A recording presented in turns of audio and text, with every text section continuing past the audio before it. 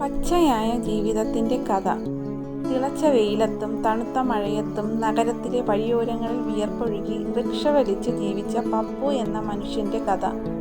പപ്പുവിന് സ്വന്തമായി സ്വപ്നങ്ങളോ സമ്പാദ്യങ്ങളോ ഇല്ലായിരുന്നു. വിശപ്പിൻ്റെ വിളിക്ക് വേണ്ടി അയാൾ വണ്ടി വലിച്ചു. കൂടെയുള്ള റിക്ഷാ തൊഴിലാളികൾ മാത്രമായിരുന്നു അവൻ്റെ കൂട്ടുകാർ. ആത്മാഭിമാനമായിരുന്നു അവൻ്റെ കൈമുതൽ. തെരുവാണ് അവൻ്റെ വീട്, റിക്ഷയാണ് അവൻ്റെ ജീവിതം. ഒരു ദിവസം പപ്പുവിൻ്റെ ജീവിതം മാറി മറിയുന്നു. റിക്ഷ വലിച്ചു പോകുമ്പോൾ അവിചാരിതമായി അവൻ്റെ വണ്ടി തട്ടി ഒരു കൊച്ചുകുട്ടി ഓടയിലേക്ക് വീഴുന്നു. പേര് ലക്ഷ്മി. പരിക്കേറ്റ ആ കുട്ടിയെയും അവളുടെ നിസ്സഹായയായ അമ്മ കല്യാണിയെയും കണ്ടപ്പോൾ പപ്പുവിൻ്റെ ഉള്ളിൽ മനുഷ്യത്വമുണർന്നു. സമ്പാദ്യമില്ലാത്തവനായിരുന്നിട്ടും ആ കുട്ടിയുടെ ചികിത്സാ ചെലവ് അവൻ ഏറ്റെടുത്തു. ലക്ഷ്മിക്കും അമ്മയ്ക്കും അവൻ ഒരു കൈത്താങ്ങായി. പപ്പുവിൻ്റെ ഈ നന്മ കാരണം ലക്ഷ്മി അവനെ അമ്മാവൻ എന്ന് വിളിച്ചു തുടങ്ങി. ആ വിളി അവൻ്റെ ജീവിതത്തിന് പുതിയൊരർത്ഥം നൽകി. പപ്പു തൻ്റെ ജീവിതം പൂർണ്ണമായും ലക്ഷ്മിക്ക് വേണ്ടി മാറ്റിവെച്ചു. തൻ്റെ ദിവസക്കൂലിയിൽ നിന്ന് ഒരു പങ്ക് അവൻ അവൾക്കായി മാറ്റിവെച്ചു. ലക്ഷ്മി നന്നായി പഠിച്ച് വലിയ നിലയിൽ എത്തണം എന്നതായിരുന്നു പപ്പുവിൻ്റെ ഏക സ്വപ്നം.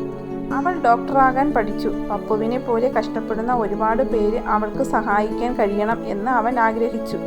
അവൻ കഠിനാധ്വാനം തുടർന്നു. ഓരോ റിക്ഷായാത്രയും ലക്ഷ്മിയുടെ ഭാവിക്ക് വേണ്ടിയുള്ള നിശബ്ദമായ പ്രാർത്ഥനയായിരുന്നു.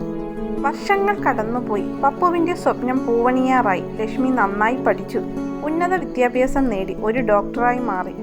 അവൾക്ക് നല്ലൊരു വിവാഹാലോചന വന്നു. എല്ലാം ശുഭകരമായെന്ന് തോന്നിയെങ്കിലും അവിടെ ഒരു ദുരന്തം പപ്പുവിനെ കാത്തിരിക്കുന്നുണ്ടായിരുന്നു. വിവാഹശേഷം ലക്ഷ്മിയുടെ വീട്ടിലേക്ക് പോയ പപ്പുവിന് അവിടെ അപ്രതീക്ഷിതമായൊരു അനുഭവമാണ് ഉണ്ടായത്. ഉന്നത നിലയിലെത്തിയ ലക്ഷ്മിക്കും അവളുടെ ഭർത്താവിനും ഒരു പരിധിവരെ ഒരു റിക്ഷക്കാരൻ തങ്ങളുടെ ബന്ധുവായി വരുന്നത് അപമാനമായി തോന്നി. അവർ പപ്പുവിനെ അവഗണിക്കുകയും അകറ്റി നിർത്തുകയും ചെയ്തു. പപ്പുവിന് അത് താങ്ങാവുന്നതിനും അപ്പുറമായിരുന്നു.